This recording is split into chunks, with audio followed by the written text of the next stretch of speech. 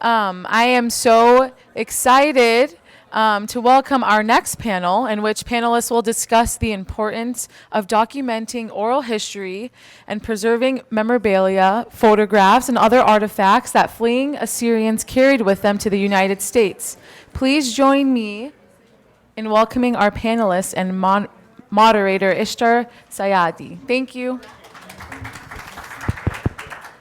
Hello, everybody. I promise I will not cry, and I will make you cry. So thank you so much, Alex, for the introduction. And I am so excited to be here on this panel on this great occasion with these wonderful, amazing, intelligent women that are going to talk to us about the importance of preserving Assyrian history through oral histories. And we're going to get to hear them talking about the process of collecting all of these stories and how they're getting put together and the importance of why we need to preserve this history. I'm going to let them introduce themselves, and then we're just going to go down the line to keep it simple. So, ready when you are. Hi, I'm Annie Elias, and I'm also involved with the Assyrian Foundation of America. And thanks to Sargon, who's our president over there, who's here in the audience to support. And there are a few other members here as well. So I'm on this panel today because I've been involved in a project for a few years now with my collaborator, Dr. Ruth Kambar. And the project the project is called Assyrians in Motion. And it began, and I'll speak more about the whole journey of this project. It began with my dad's death in 2017. And my dad was super involved with the foundation for about 50 years, and he's my Assyrian connection. And he was like super Assyrian. And so when he passed away, it was sort of like, oh, my Assyrian side is going with him. But in the process of going through his things, we found literally in his closet, a box in his closet, we found 2 reels of 16 millimeter film. And we took the film to a place that does specialized vintage film digitization. And the film is from 1937. There are two reels, one of the Assyrian diaspora in Chicago in 1937, and then the other one was a mystery, which I'll explain later, but led me to Ruth. And this was just this remarkable document, this treasure, really, of the Assyrian American, early communities in the U.S. So that has led me into a whole oral history project around this film that I'll go into more. Yeah. Yeah. Thank you. Should I go next? Yeah, please. And I'm Ruth Kambar. Hello, everyone. And I am an Assyrian who grew up in Yonkers. Both of my parents are Assyrian. And I grew up with a grandfather who was a storyteller for the family. He commanded an audience at any place we went, basically, every dinner, but even to strangers who needed to know about being Assyrian. And he spoke to a lot of people that dismissed him. And I was not one of those people. I was very interested in the stories. Initially, I noticed patterns in the story. I'm an English teacher. I study narrative and the analysis of narrative.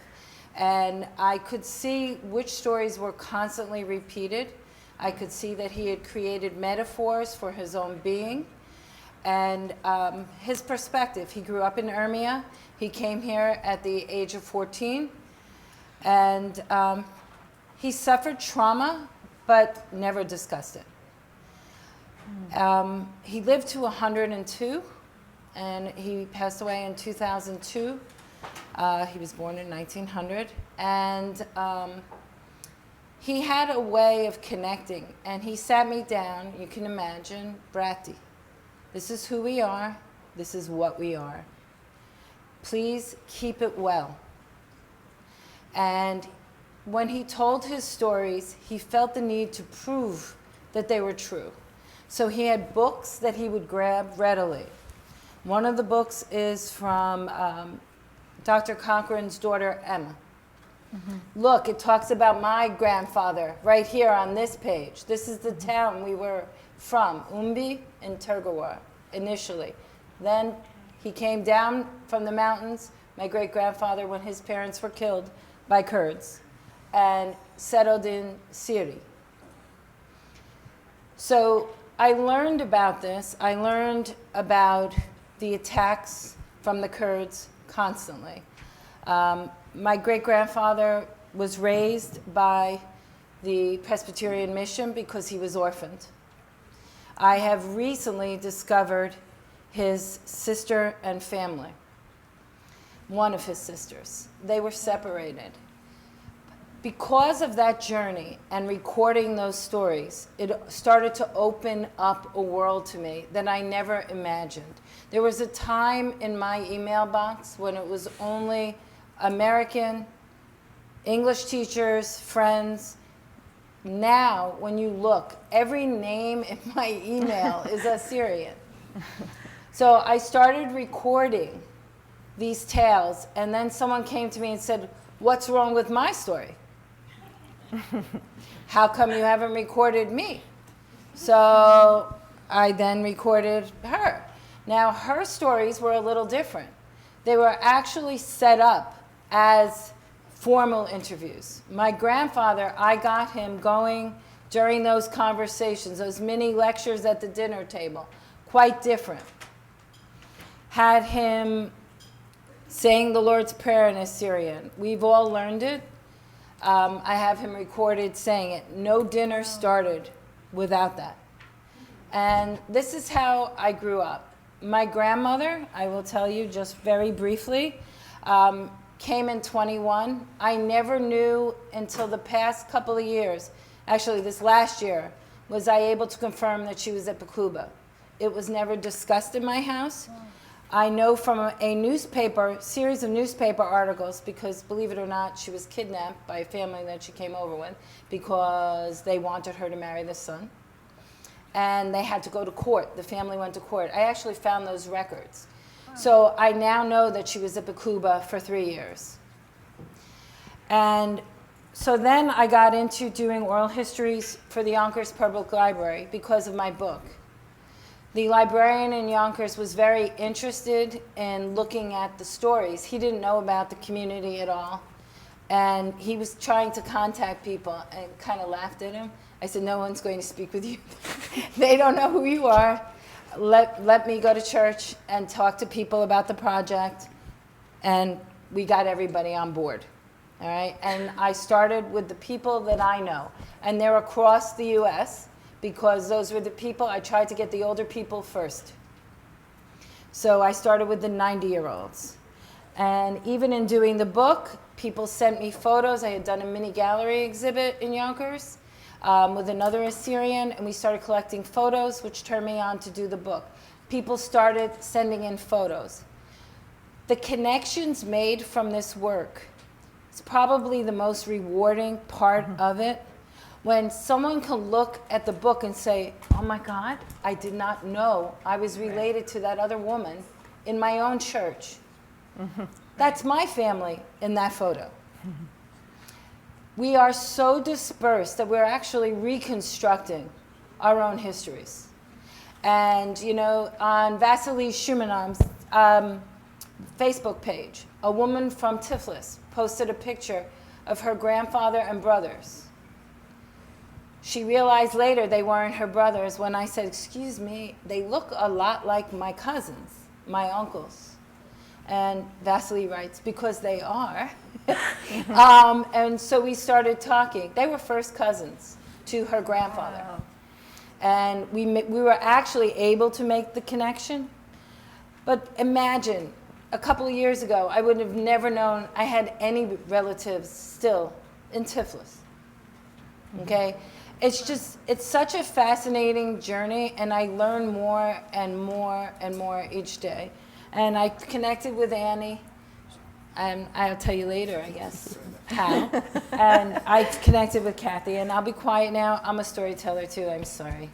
Yeah, wonderful. Love it. Wonderful. I'm a bad moderator right now because I'm like, yes, tell me more. Like, I'm just fangirling right now, y'all. You want me to say something? Please. Okay, all right. I'm Kathy Zatari. I'm an attorney. I'm out in Arizona. Been an attorney since 1979. You're bright kids. You can do the math there. I tried civil cases in state and federal court for most of those years. I also sat as a judge pro tem in state and federal courts in most of those years. And I raised that because I'm going to bring a certain legal perspective to the talk of genocide and documenting things and creating that evidence and making a record. So that's why I stress it.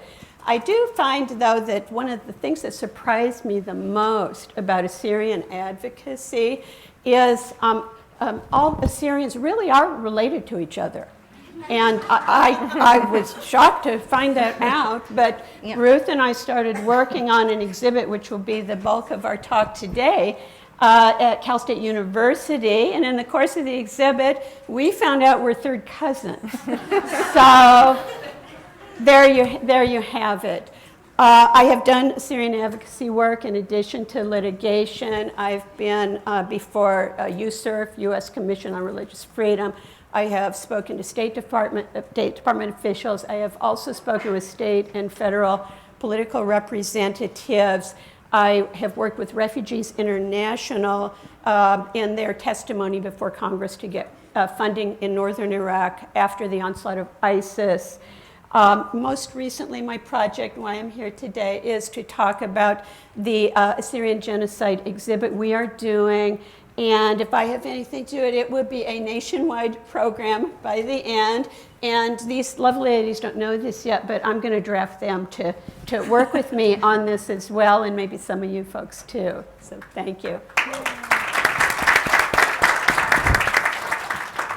Now I get to my favorite part where I get to ask questions. So I know we're having some technical issues. We are going to be running Assyrians in Motion, but they're working on it, so you will see it on the screen as it runs. But we're just going to chit-chat here. And one of the first questions I really want to talk about and have you all discuss is, what are oral histories and why are they important, especially for us as Assyrians? And how can oral histories deepen our understanding of Assyrian history in general? I don't know who wants to go first, but. Do you want me to go first? Okay. Their stories, their history in people's own words. And very often when people's histories are dismissed from textbooks, that's the only way you're going to actually document and get these stories. And stories that are lived, experiential stories, reveal so much more than just cultural history, but you will get the cultural history. You will get, in the case of my stories, gender. I got from my great aunt that I interviewed, who was an in-law, her relationship to the family as a female in the 1920s. One of the first to cut her hair. I now know how to say a nasty word in Turkish. That's what she was called. But she lived under that. The Assyrian men made a bet against her when she opened her first store that she was able to purchase for $300. But then the question was, why does a woman need her own money? And so I learned about that and was able to connect with her story in a very different way. I also learned that her story was an I story, and that my grandfather's was a we. Not in the king's we, as my professors assumed, but as a belonging to this collective community of Assyrians. He saw himself, he was the youngest child, the youngest to survive. When I was in 3rd grade, his brother was 90. And so his family was gone, his friends were gone, the entire group that he knew was going. He got together with his nephews and nieces and their children and grandchildren, his children and grandchildren. But I learned a lot more about the history of the Presbyterian mission and the subtle role they played, sometimes in helping and sometimes in destroying. And so my great-grandfather was murdered because he helped Emma Cochran. That story is not out there. She mentions him coming out to grab her, but she does not know, she's a little girl, what happened to him after that. Mm-hmm. Wow. She was kidnapped by the Kurds from a tent. They were visiting Umbi outside. Her father had just died, and they were staying in a tent near the village because they had friends there. These are stories and names. I mean, we search for names. This newly discovered cousin, Ashley Arrington, who is a, do you say, Chamis, and she's also a Benjamin. That's my family. We read books, journals, missionary journals, any kind of story that we can get to look up for our family, to piece together this history. And so to put these stories out, I've shared them with my students. My students are fascinated by this work because they have stories as well. And I try to get them to share their stories as I'm sharing with you my story. But when my aunt hands me a little kerchief, a piece of cloth with a pin, and says, you know, she had it in a wallet. I had no idea what it was. I opened this purse thinking, what could it be? And it's this pouch of dirt that my grandmother grabbed out of Teka Edeshai. So she was on the run, and she bent down at the age of 10 and grabbed some dirt from home and stuffed it in this little cloth. I have it. I carry it with me. So I can create that story now. That story is not in my grandfather's narratives. All right? In those narratives, too, we learn about how they settled in the U.S. and how difficult it was at first for them. How many of them may have had money, but they came here and at least in Yonkers, worked in the factories because they were there. And that's the way they could procure work and support themselves. But their community was so tight, their markets were all Assyrian bread. And life was around the church and the association. My great uncle from Only Stories was David Jacobs, who also was one of the founders for the Federation. And he started that association in 1914. Okay? In 1933, he and a group of friends created the Assyrian Christian Aid Society in Philadelphia as a response to what happened in Samel. We learn these things through these stories. I would not have known if I only looked at a date that that organization was created. It could have been a coincidence. But I have the documentation to show why that was actually created.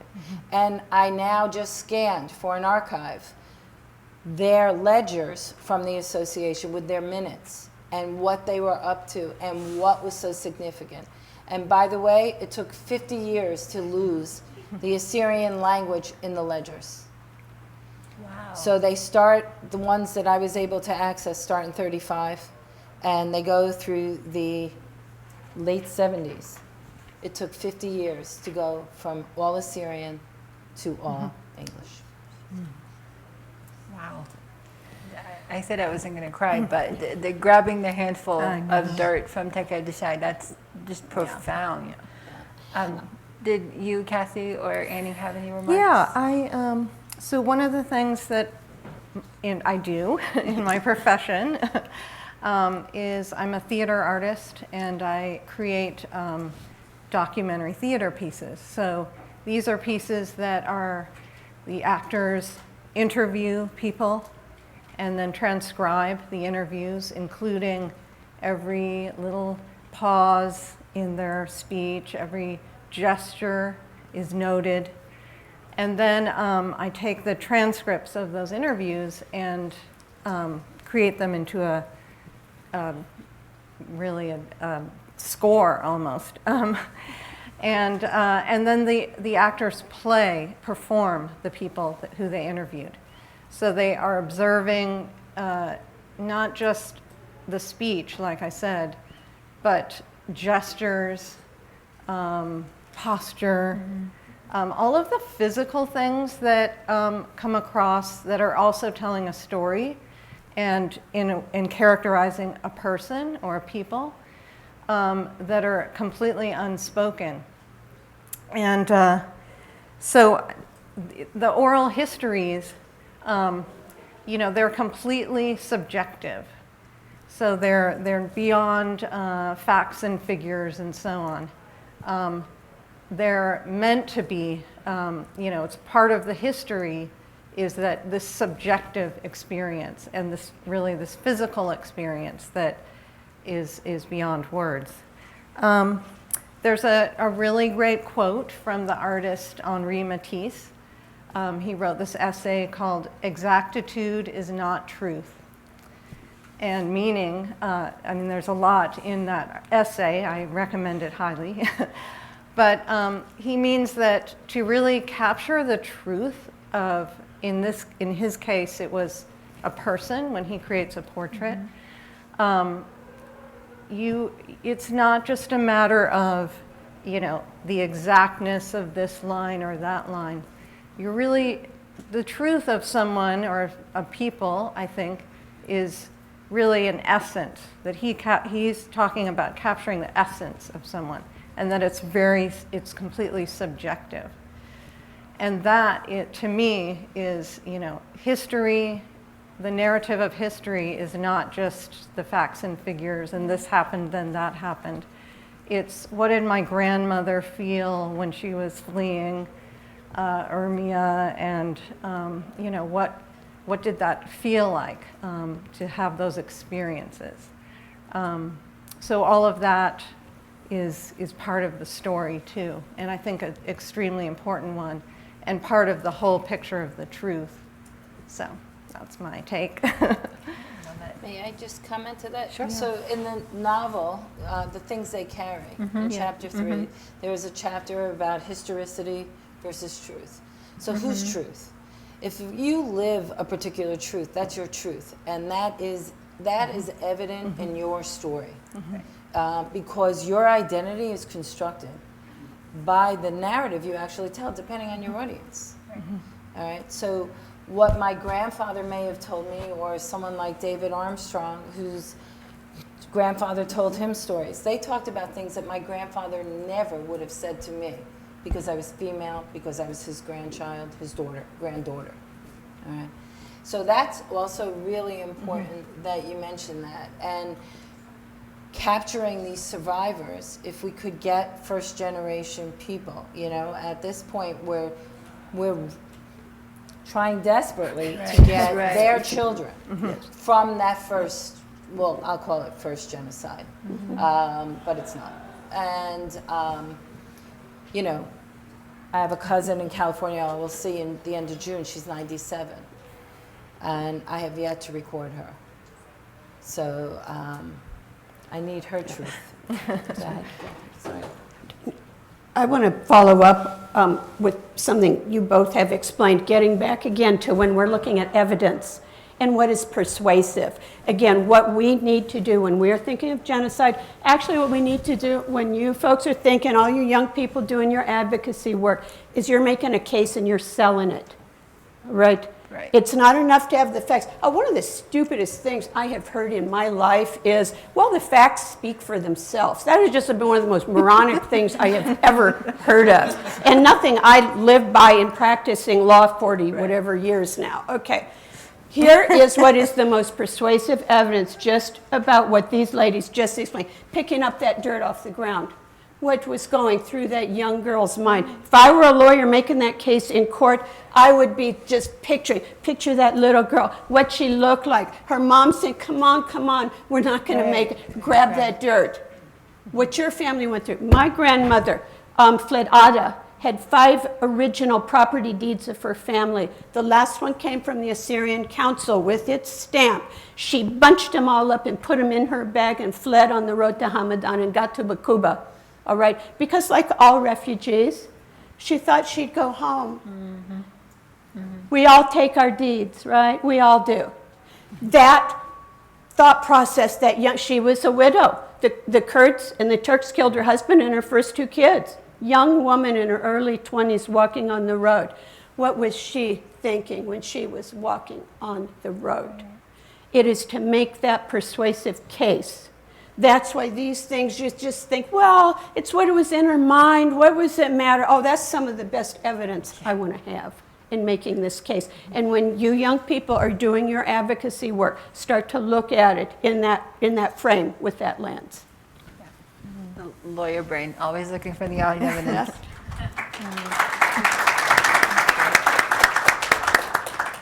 So now I want you all to tell us what's the most challenging part or the unique aspects of collecting these stories as far as just them being Assyrian stories and oral histories. What are the difficulties that you face? What are the unique things that you face?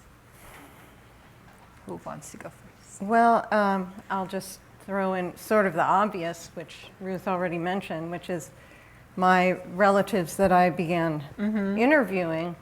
They're in their 90s, right. And it was almost too late because my uncle had a stroke just a couple of years after, and so that story is no longer available. Right. So that's a big challenge. Is if you want to get that generation. But I would say one other thing, which is that, so I never interviewed my dad. I always thought, I interviewed my grandmother. Ariani Shaya interviewed my grandfather, thank God. But my dad, why didn't I interview my dad? And then he passed away and it was too late. So I would say, don't think just those really old people. Think about, your own parents and getting their story now, or each other, honestly, Your story is valuable, and you don't have to think of it as, because it's oral history, that it's got to be ancient. These stories, we need to collect all of them now. You have a unique perspective. So that's just my pitch. It's very true, Annie. I did the same thing. My dad passed away a year before Annie's, and we'll explain how that also brought us together without knowing. But he was a storyteller as well, but I used to actually ask him to be quiet so I could hear my grandfather. And in one of the recordings, you can actually hear that. In another recording, you can hear my husband say to me, "Go check on the dessert in the oven." And I walk away from that discussion, and I never came back. And to hear that and realize it when you're going through these recordings of what could have been or what may have come up, it's such a sense of loss, and it leaves you with a real sense of emptiness.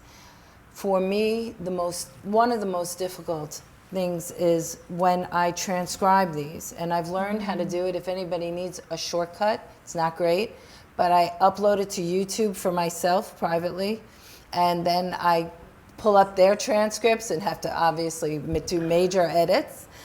But going through it that way, what an advantage from when I started. And Ariane, I know you understand, with the recorder, plus rewind, back and forth constantly, and typing and trying to hear, and other people's voices that may have come in. But when I produce these transcripts, sometimes if you share them with the person who's living, they want you to edit them. And they want their grammar corrected. So I did interview somebody who has an incredible story out of Chicago. She was initially from Yonkers. And she sent it to her nephew. And his response to me in an email, and I haven't responded yet, it was a year ago, was, "It's fine except for the glaring errors." And I didn't make the glaring errors, and they're there because that's someone's speech. If I clean up, and I put that in quotation marks, but if I edited them the way an English teacher would, they would all sound like me. Right. I would not have the essence of that person.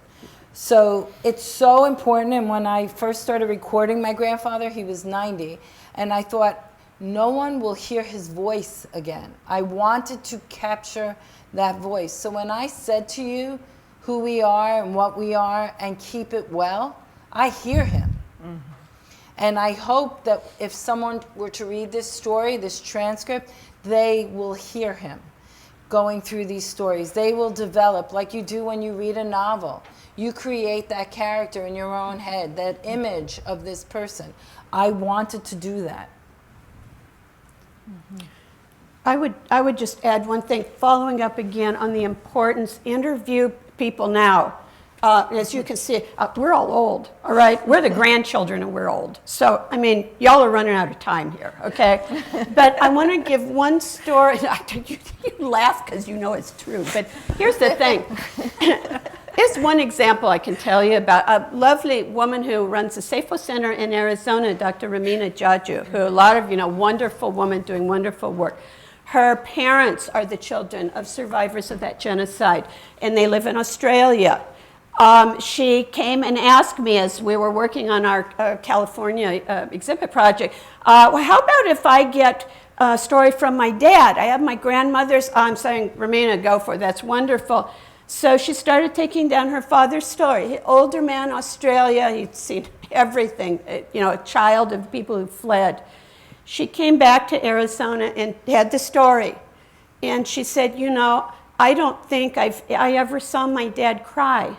He was so happy that I interviewed him. He was so happy someone cared enough to make this exhibit, so someone would tell this story for him. Grown man living in Australia most of his life, and it was that important to him. So remember out there, this means a lot to a lot of people, and I just want to impress that on you. Our history is our identity, right? Yeah. That's who we are. Thank you for that. So I want you, Annie, to talk a little bit about your amazing film that's finally playing, Assyrians in Motion.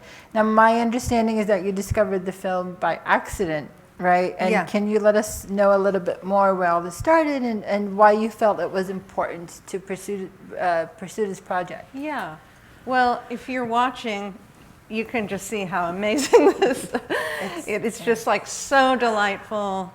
And so, you were talking about joy in the previous panel, and you can just see this incredible joy in the people's faces and the children. And that's not quite answering your question, but there is just something to me, I think we all probably have those pictures of our ancestors where they're like, like incredibly stiff, and you're just like, these are the most severe people. And then you see that, but they're not in motion, right? And of course, those pictures are formal, and they were, had this real formal importance in the family. But you realize when you see them moving that, there's humor. I mean, you can just see this incredible humor. They're just playing around. The kids are playing around. And you feel like, those could be my kids, or, they're just like us.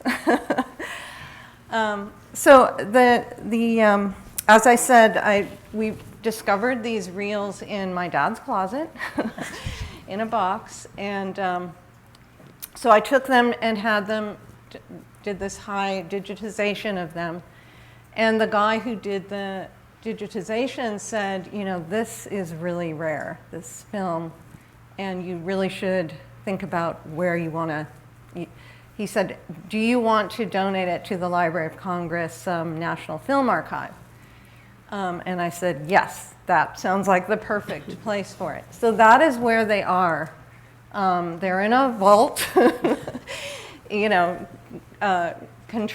temperature controlled, so they're like perfectly preserved. but we have this digitization that can be shared. So anyway, he said, we need to know a little bit, if you're going to donate this to the Library of Congress, we need to know a little bit. Do you know who made this film, and where did it come from, and what is the provenance of it? We just need some information. So that led me to start to sleuth around about the film, and fortunately I had two living relatives who are in the film there as children. And actually my dad is in it at age 12, my grandparents, and my great-grandfather. So what I did first was I filmed my aunt and uncle watching the film. And so they would point out, oh, there's Jim Jacob, or whatever, So they began to identify people in the film and tell stories. So all of a sudden, oh, remember that, and they knew the person who had done the filming. He was a photographer whose studio was next to the Carter Memorial Church. And they remembered being filmed. They actually remembered the event of being filmed themselves.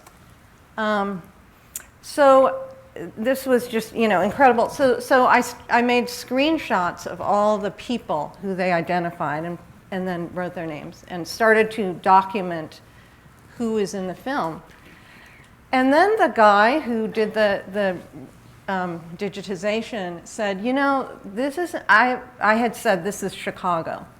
And he said, no, look. And he showed me this image of this Sheffield milk truck and then a close-up of a New York license plate. And he said, this second reel looks like it's in New York.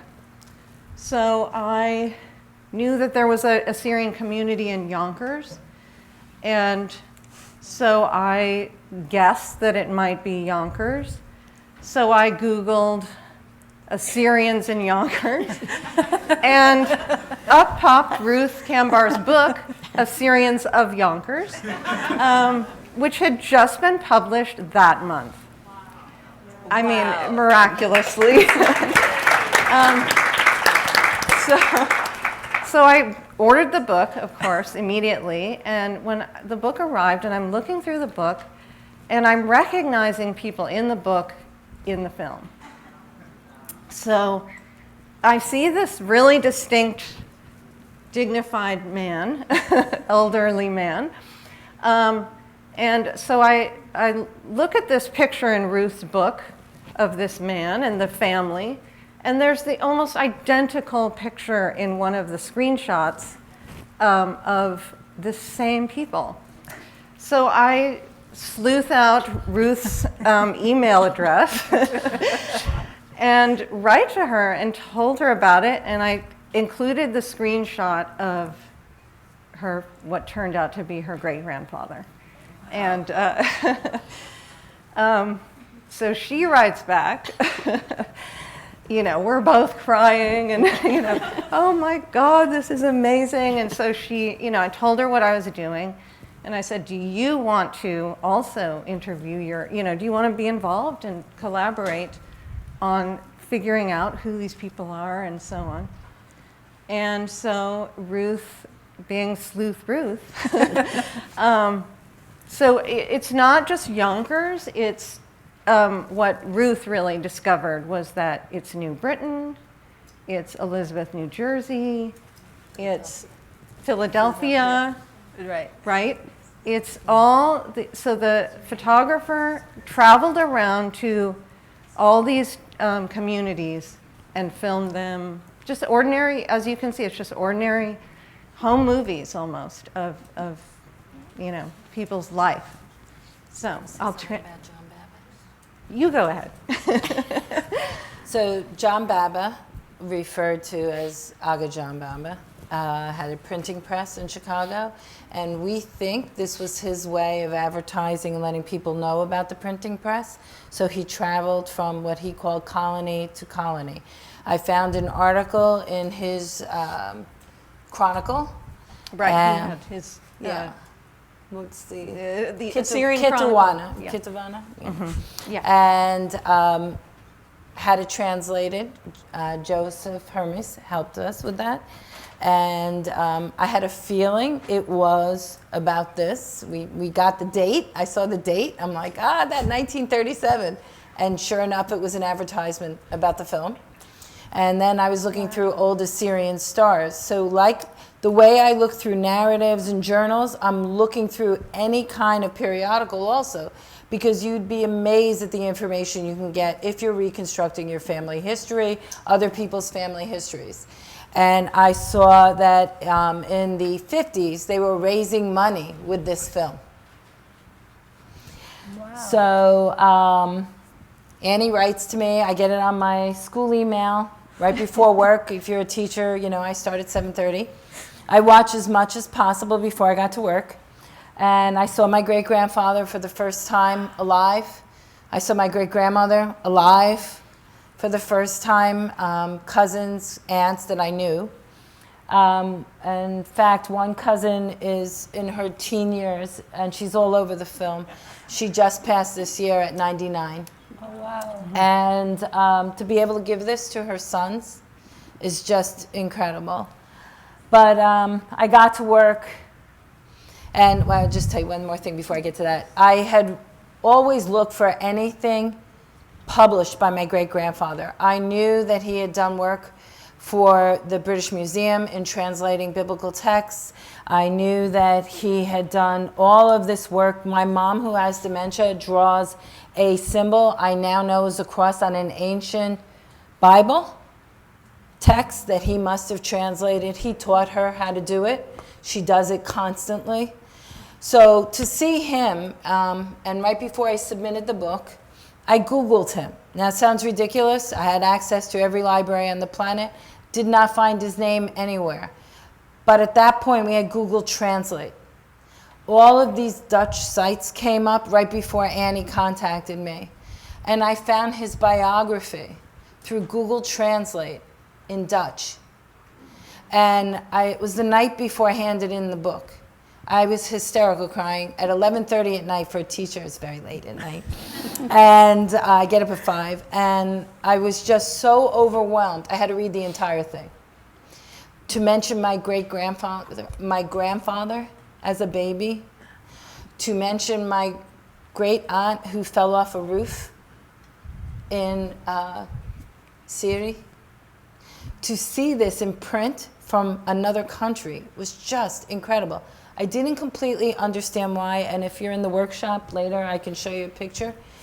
But looking at this, the surprise I got, once I got to school on my first prep period, I was still watching, and there was my dad coming across the screen at the age of 12 in knickers, and I lost it.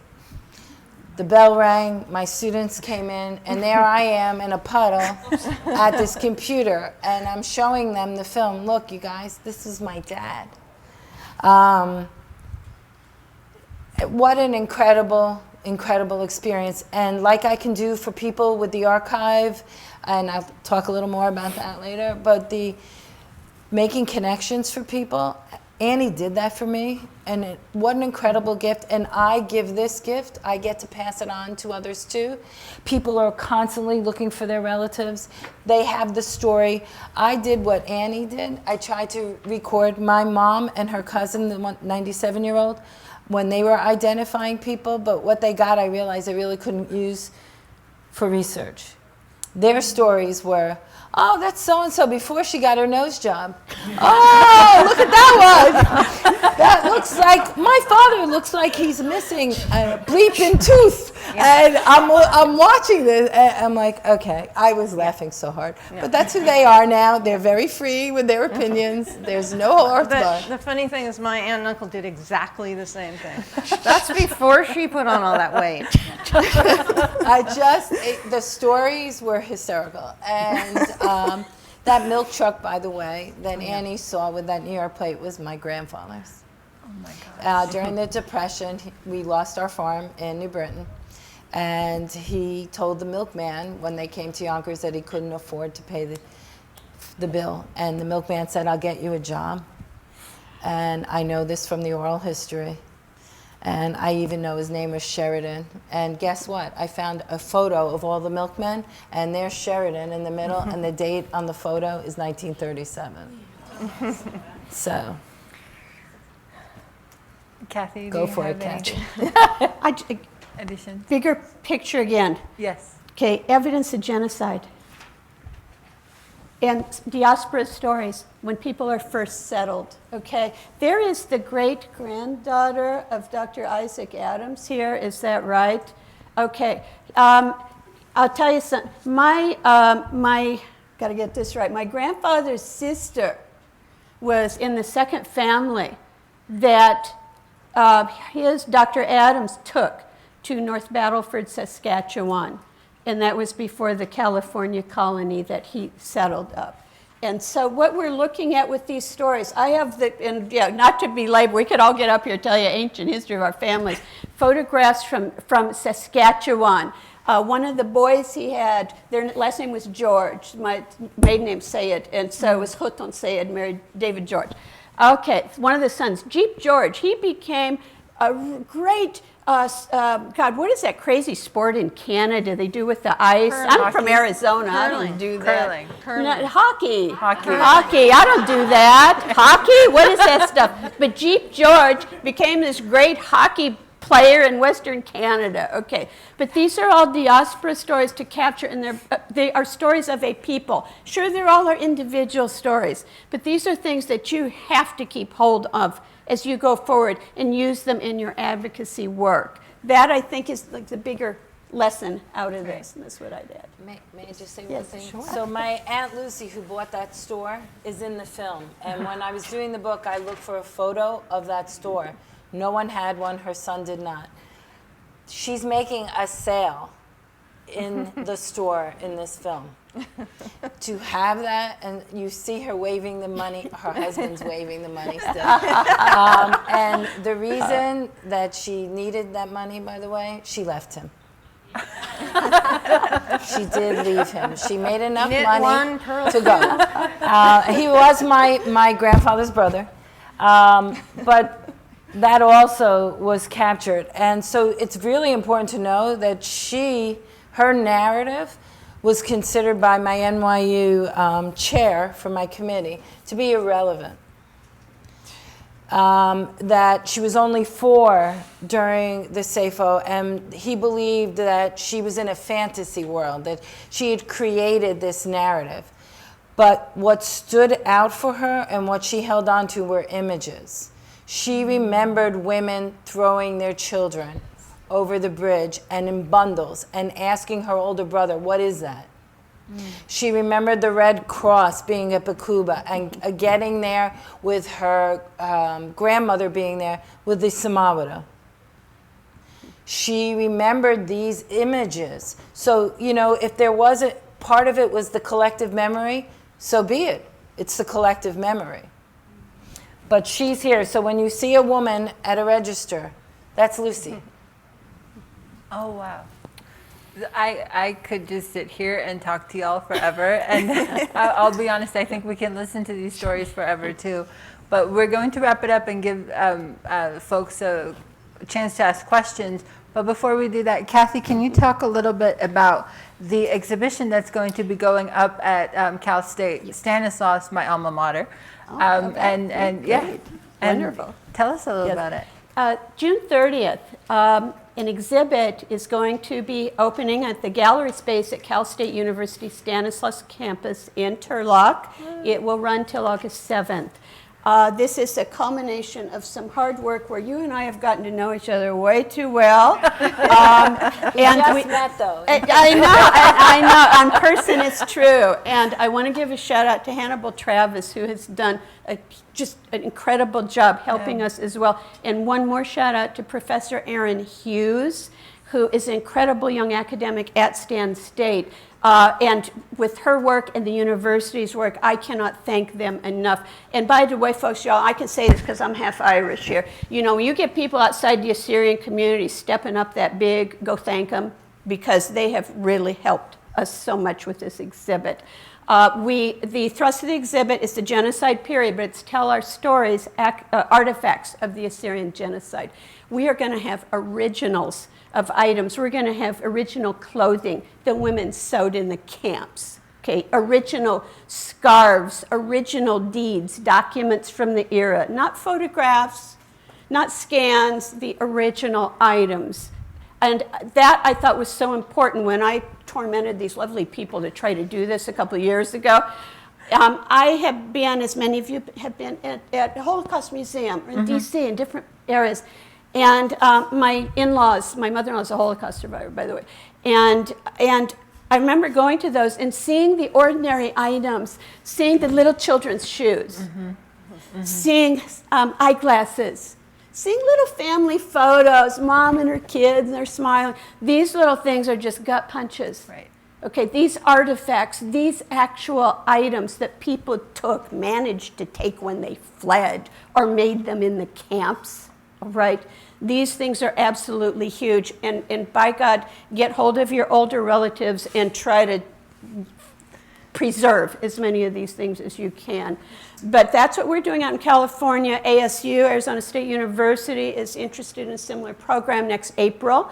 I would say this too, we're going to have speakers who will come as well. Right now we're finalizing our speakers group over at Stan State. We'll have some at the beginning and also at the close on August 7th. Please, if you're in the area or can travel over there, please look for it. Also, Stan State, besides stepping up and providing us all the space, all the gallery space, just huge resources for this. They are also going to help us prepare an online exhibit. Everything is free, by the way, open to the public, completely free. Last thing, California Humanities. It's a nonprofit in California. We applied for and did receive grant funding from Cal Humanities to develop and put on this exhibit. One of the things, and I think you advocates, you could learn a lesson from this. One of the things they found persuasive, because about only 12 to 15% of their annual cycle applicants get grant funding. So we did pretty well on that. What was the tide of California? Those early Turlock communities. What Dr. Isaac Adam did to bring those people there. The second wave in the 20s after the genocide. So we were able to have a very good freestanding piece on California to really tie with the local communities. And that's what we're putting on. Please. I wanted to say thank you to Sargon Donovan also, because he put Kathy in touch with me. I got this phone call from this attorney in Arizona. Hey, you, I think you could do this. He's like, well, I did a little exhibit in Yonkers. Yes, I know. And so Annie and I also went to Sargon. Sargon helped me with my dissertation, and I reached out to, I knew there were Assyrians in Chicago when I grew up. I heard about them from my grandfather. So I called an association there, and someone said, you should speak with Sargon Donovan. And so I called him, and he helped me out a great deal.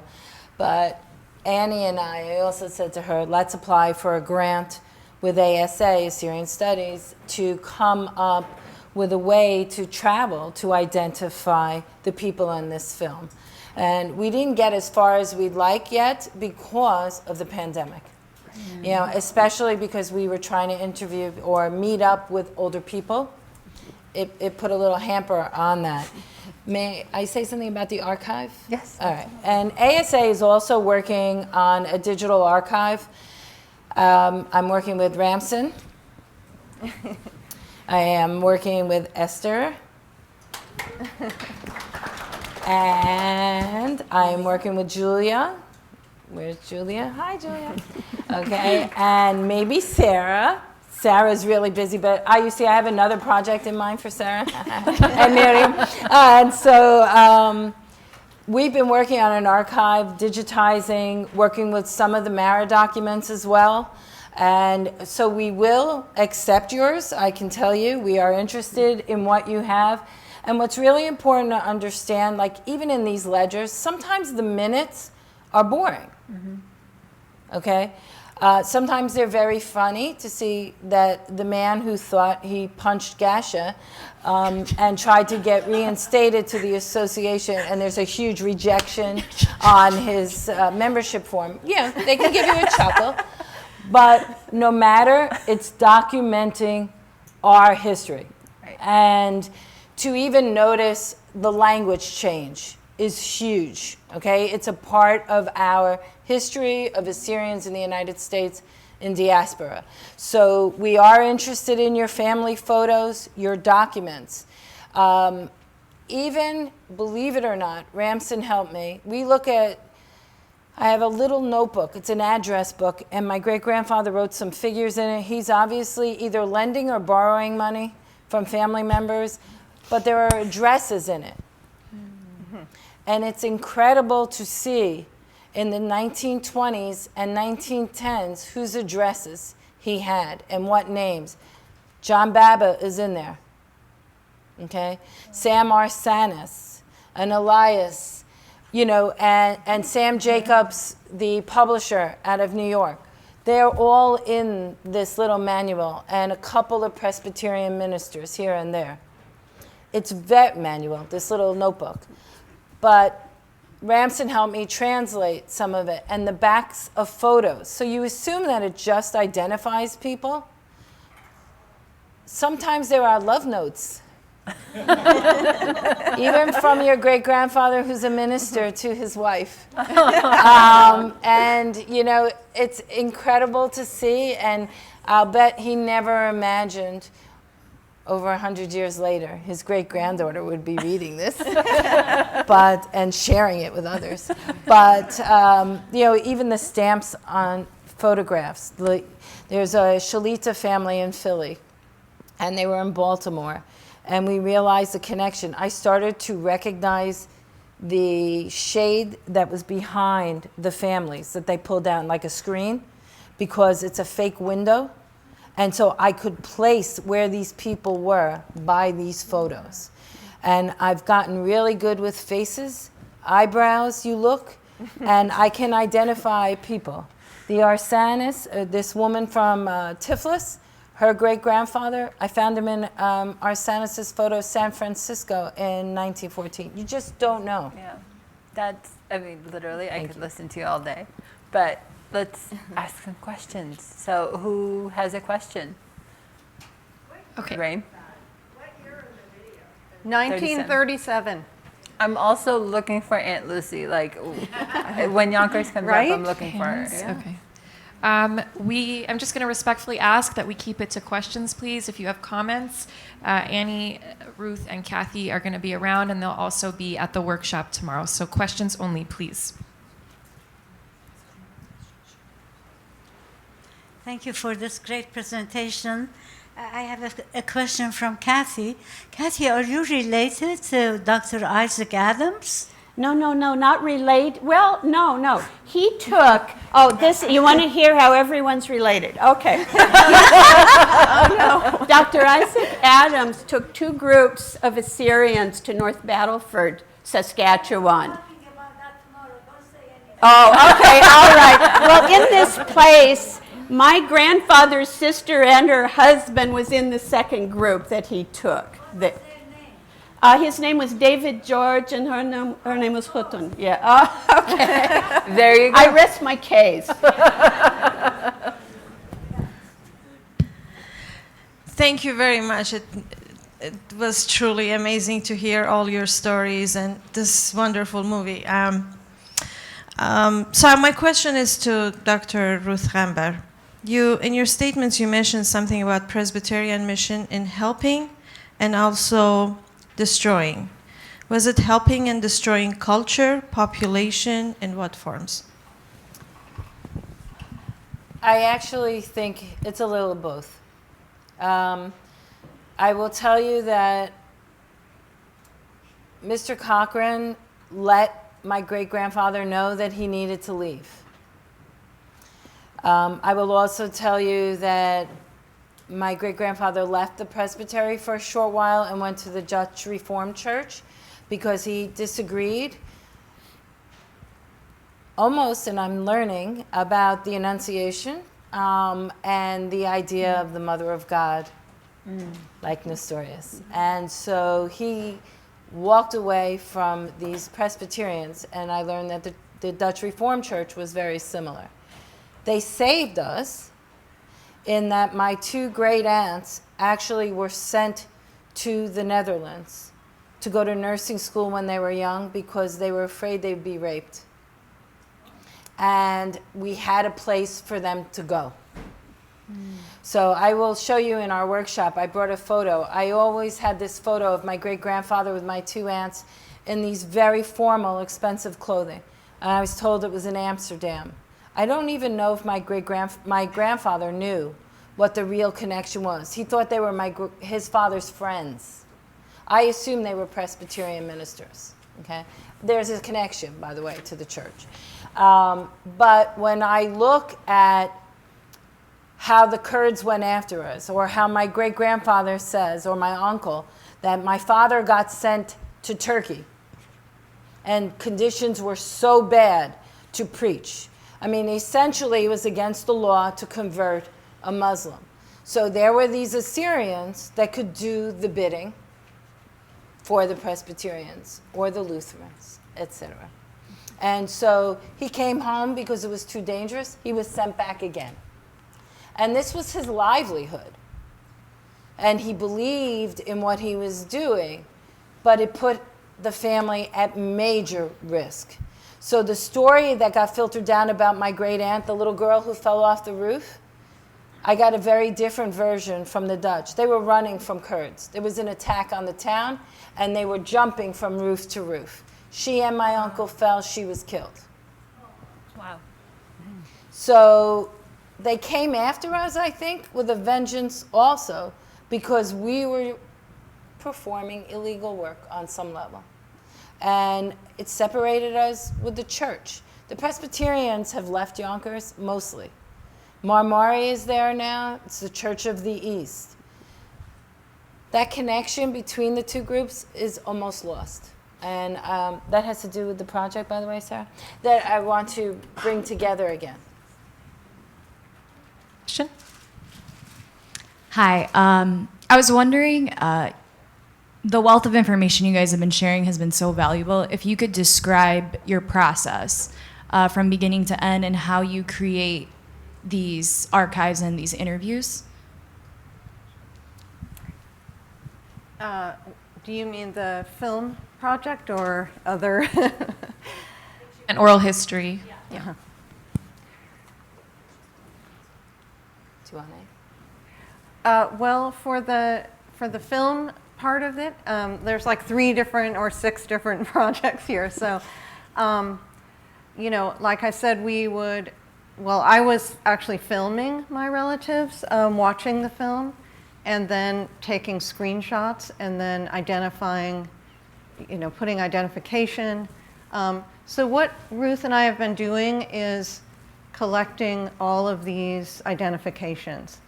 And we have a lot of documents now that, and some of the research and so on. And all of this, by the way, is going to go up on the ASA website at some point.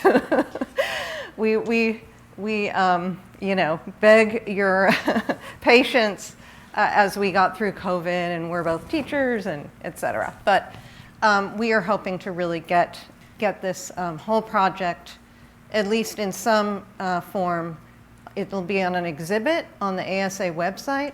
You will be able to see the entire, both reels, what you're seeing here is only 35 minutes. It's about 2 hours of film. So you'll be able to see that, download it, so that, and then you'll see our research, our identifications, some of it, with little clips and so on, and you know, just some information about the photographer, et cetera.